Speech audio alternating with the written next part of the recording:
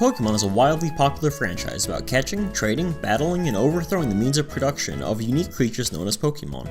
The series is over 20 years old as of the script, and today there are over 100 games quote-unquote known according to the Wikio. An essential aspect to the Pokemon games is the world these creatures and people live in. The world, for the sake of defining such a vague term in this video essay, is the space the player is to believe these characters occupy. In previous games, this was done through observing your surroundings. In Gold and Silver, you see this burnt tower, and are led to the conclusion that something had happened here. If you want, you can talk to the NPCs and try to find some dialogue that can answer these lingering questions, but the world alone told you something had happened here. Anything outside of that was optional. Now, Gen 2 was restricted to the limitations of the Game Boy, so the file size restrictions probably kept them from having an expository heavy cutscene, right? Well, not exactly. Despite Gen 2 being strapped to memory, hence why the one true god Iwata had to develop a compression system just to get all the content they wanted in it, calling a stop function and displaying dialogue wouldn't have taken up as much memory as many people tend to believe. Because of this, I think the organic world building through observation was an intentional choice. We see the seeds of this planted in Gen 1, where only so few buildings and world sprites were made, but the game would make its world organically, by rearranging them and having the NPC say, this is the Silph-Co, this is Celadon City, etc. This was then evolved in Gen 2 with the use of more tiles, such as new buildings with more distinct style and improved nature tiles. As the games go on, we see this continue in small ways, such as the shipwreck in Gen 3, the tombs in Gen 4, and Gen 5 fucking right off. We start seeing the decline of this in Gen 6, where we begin to get more structures we are forced to look at by an NPC.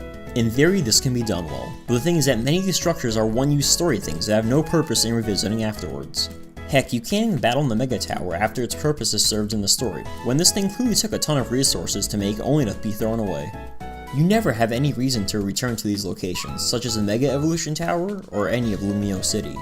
These landmarks that were built up by forced NPC interaction and funneled paths are all just down to one-time visits. We are directed to a location against our will, told about it, and then step into it once with no reason to ever return. The locations I mentioned don't even have places to grind. This issue is further exemplified in Pokemon Sun and Moon, where we get the inclusion of more in-depth cutscenes, all of which are unskippable. Pokemon Sun and Moon is basically a linear path around condensed spaces, where your walk is interrupted by these scenes of people telling you to go to the next location, explaining that location, or your Rotom decks discouraging exploration. In their defense, this may have been to prevent players from getting lost in generations like 3 and 4, where at times, for younger players, direction may have been confusing if they skipped through the dialogue. So how does this whole ordeal affect normal players, who don't really care about world building or development? Have you ever noticed the lack of side game content in the most recent Pokemon games? Not only is this what happens when you create a bunch of one-time assets, lessening the monumental funds a Pokemon game would have, but it also gives you less areas to go back to. Unique assets and areas in Pokemon games are done rather poorly. Victini's Tower, the Mega Tower that was so uninteresting I didn't even look up the name to, Parfum Palace, where you go once to snag a dog and look at fireworks, that one village of cabins that gets anticlimactically tipped over by a death machine, nearly everything in Sun and Moon. These are all one-time areas, where there is typically no value in returning to, because that's how they were designed. You go there once for story-related events, and then you've seen all the content that area has to offer. The more unique of an area tends to mean that while it's important in the base game, it'll have nothing for you as a player in post-game, or the moments leading up to its inclusion, or after.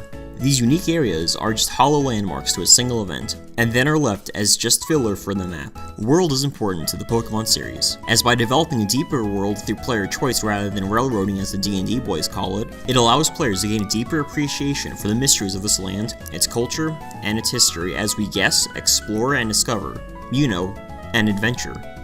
By forcing us into these big stake battle for the fate of humanity stories in Pokemon games, we are left not caring for the world, because rather than letting us have an adventure, we are pushed into these meaninglessly large rooms that only serve one purpose before forcing us out through the next door. That isn't an adventure. That's a line. Dad, when do we get to the ride? This is the ride!